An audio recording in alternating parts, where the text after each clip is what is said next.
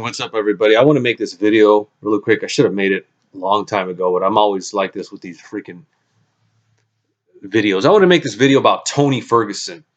I want to start this video off by saying, look, I'm the biggest Tony Ferguson fan.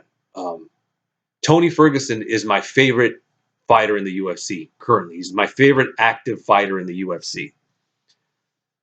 And what I saw last night was just fucking sad, man. It was sad to see because I really thought, I mean, even Dana White said it at the press conference that he thought he was going to see the old Tony Ferguson.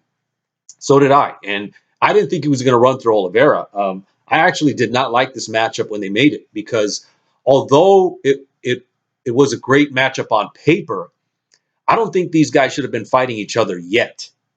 Um, I think I would have much rather seen Oliveira fight Dan Hooker or Justin Gaethje or Paul Felder, rematch with Paul Felder. I think Tony was too high level for Oliveira to fight. And when I say too high level, I'm not saying that he can't beat Tony. I just think that his last win was over Kevin Lee, who at the time was ranked number 10 or something like that. So that moved Oliveira up to 7. Tony was ranked number 3. So I don't really think that from a ranking standpoint, that fight should have been made. But you have to remember, the only reason that fight was made to begin with is because they needed to save the pay-per-view. Originally, that fight had Amanda Nunes fighting Megan Anderson, and Amanda Nunes pulled out of the fight, injury or something, I don't know. So they had to find something to replace it. And if you were following what was happening, Tony was begging for a fight. He wanted a fight. He felt he was being disrespected by the UFC. I want to fight. Give me a fight. You motherfuckers are ignoring me. I want to fucking fight. And he called out Michael Chandler. Michael Chandler said he couldn't fight because he was in family mode for the winter. So he wanted a fight. And Oliveira was like, man, y'all motherfuckers been ignoring me because Oliveira's been wanting to fight for a long time. Oliveira's been calling out the top 5 all year ever since the Kevin Lee fight, and he's been being ignored all year. So you got two guys, Tony Ferguson and Charles Oliveira, who feel they're being ignored by the organization. They both want to fight. Tony's asking for a fight. Oliveira raises hands. UFC needs something to save this card. They put these two on the undercard, and you got a fucking, a banging pay-per-view. So that's how this fight came together. But I did not like the matchup to begin with. I was hoping I really wanted to see Tony fight Poirier. That was the right fight to make. Tony versus Poirier. But then Poirier started, then Conor McGregor injected himself in the mix, and he was like, hey, Dustin, I'll fight you. And who's not going to fight Conor? You're going to make a lot of fucking money. So Poirier said, oh, yeah, I'll fight you, Conor. Let's do it. And then Tony was left kind of fucked in the corner because that was the fight to make. That's the fight I wanted to see. Tony versus Poirier. Didn't happen. It went to Conor McGregor in January. So now, like I said, Tony felt disrespected. Like, man, where the fuck is my fight? Oliveira raised his hand. They made the match. I really thought that this fight could go either way. When it was made, I said, man, both of these guys are tough. Oliveira is on a 7-fight, 7-finish win streak. Tony, yeah, he got dismantled by Justin Gaethje, but let's not forget he was on a 12-fight win streak. I mean, he was just nothing short of the lightweight champion at that point. And the excuse was, well, he lost to Gaethje because Gaethje, Tony had basically spent all year training for Khabib, who's a wrestler. He had been training for Khabib's grappling for a whole fucking year, and with like a month to spare or less, basically 3 weeks to spare, he had to change everything to fight Justin Gaethje, who's a fucking, a savage striker. So that was the excuse. Well, he lost to Gaethje because he was training for a grappler. This time in December, Tony just wanted a fucking fight. I don't give a fuck who I fight. Let's fight. Oliveira raises his hands. Oliveira is kind of like an all-around fighter. He's a great striker. He's a great jiu-jitsu guy. So it looked like a great match, and I really thought it could go either way. But no, man. Charles Oliveira completely dominated Tony. It was something that nobody expected.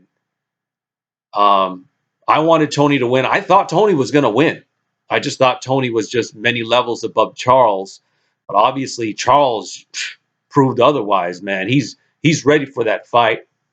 He dominated Tony, out wrestled him, out grappled him. It's funny because Tony got destroyed on the feet versus Justin Gaethje, and he got destroyed in the grappling and on the ground against Charles Oliveira. So the question is like, okay, so what's left for Tony?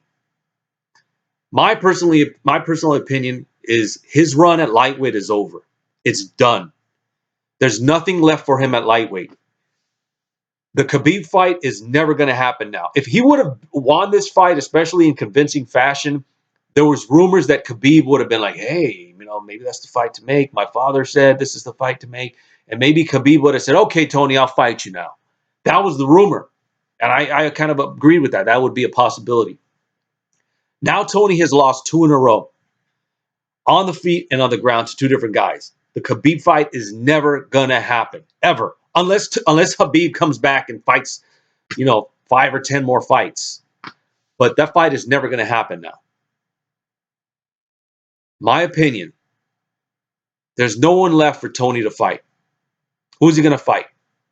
He lost. My opinion, Tony Ferguson should move to welterweight. And when I said this on social media, a lot of people were like, you're fucking crazy. He's going to get destroyed. What the fuck? You have to remember, Tony Ferguson won the Ultimate Fighter at 170 pounds. This was when he was a young man. You know what? Let me pull this up right here on let me see the timeline here because I forgot to look at this. Give me a second. The Ultimate Fighter was way back in freaking 2011. So we're talking over 9 years ago, man. 9 years ago, Tony Ferguson won the Ultimate Fighter at 170 pounds. And then he immediately moved to lightweight in 2011, 9 years ago. Immediately. His first fight in the UFC was the Ultimate Fighter finale. And then his first fight in the UFC, his real fight, was at lightweight. He moved down to lightweight. But that was 9 years ago. He's 36 years old. He's about to be 37. It's one thing to do that when you're in your late 20s. Or I should say in your 20s. It's easier to cut weight for younger guys. He's about to be 37 in February. That's his best hope. His best hope is to move to welterweight and give that a run. Because he only has what? He's going to be 37, 38, 39. If we're lucky, he has 2 or 3 good years, decent years left in him, right? And there's nothing left for him to prove at lightweight. Might as well, I say, take about a year off, maybe not a year, but maybe like 6 to 8 months off. Kind of like Amanda Nunes when she moved up to fight Chris Cyborg. Some people were saying, oh, let's make the fight. And Dana and the UFC, they wanted to make that fight like right away, like in 3 or 4 months. And Amanda said, no.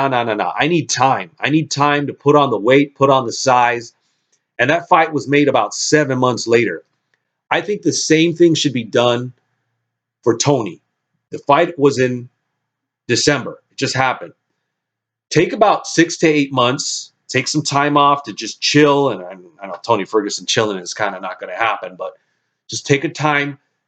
Look at how he looks when he fights. He's fucking depleted. He's skinny as fuck. Remember Anthony Rumble Johnson when he fought at 170, how skinny and depleted he looked? He looked fucking drained.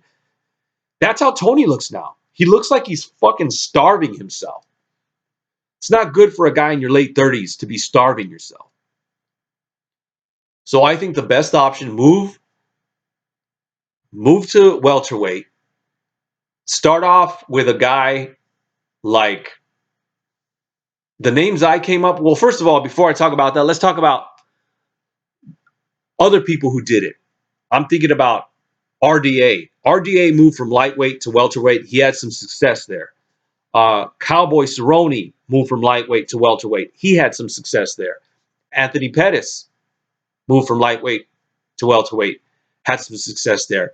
And currently, Michael Chiesa moved from 155 to 170, and he's having success there. So why can't Tony fall into that situation? I think Tony could have some success at welterweight, but you have to match him up. You have to have smart matchups. You're not going to throw Tony in there with the welterweight top 5.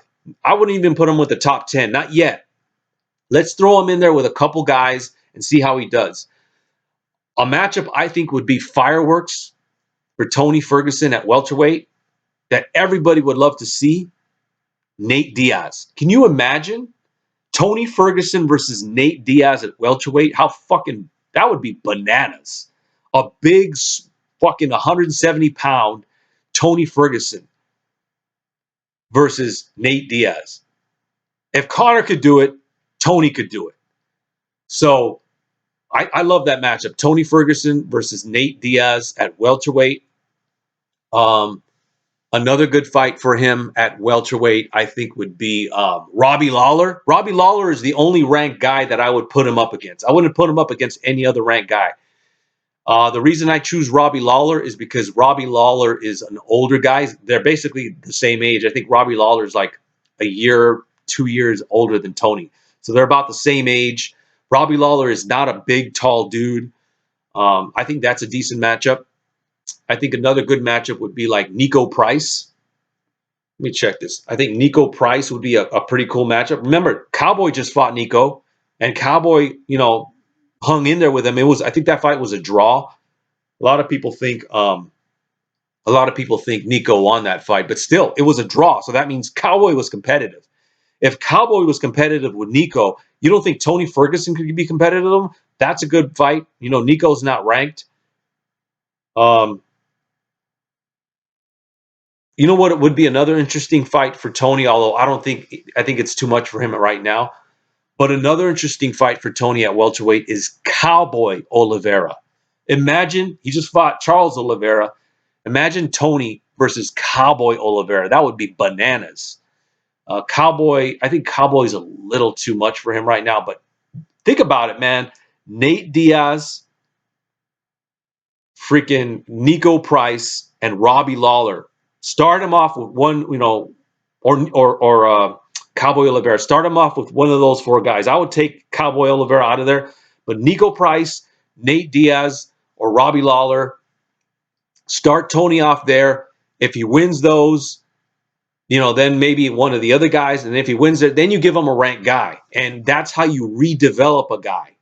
UFC does a terrible job developing their older fighters. They focus on the younger guys, and they kind of say fuck all to the older fighters. But that's my opinion, man. I just think Tony needs a change because there's nothing left for him at lightweight. Move to welterweight, give that a shot, and see what happens, man. Because it was kind of sad watching him. It reminds me a lot of what happened to Cowboy. Cowboy, I said it last night. I said Tony Ferguson is entering Cowboy territory. He's getting older and he's getting destroyed, and it's not good. It's just that's what he needs to do, in my opinion. Just thought I'd throw that out there. Let me know if you agree or disagree, and I need to make more of these videos because I've been lagging. All right, guys, check. Catch you later.